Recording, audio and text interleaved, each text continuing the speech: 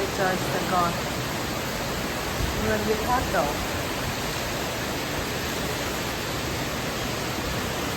Đó, còn có sấm chớp nữa. Sợ thế.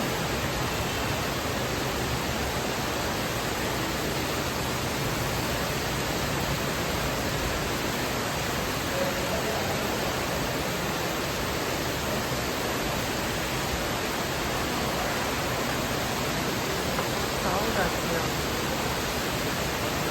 nơi YouTube nước. Ôi,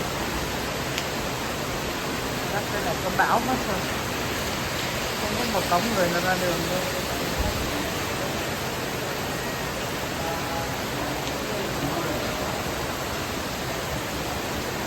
Không muốn ra đường. Gió này.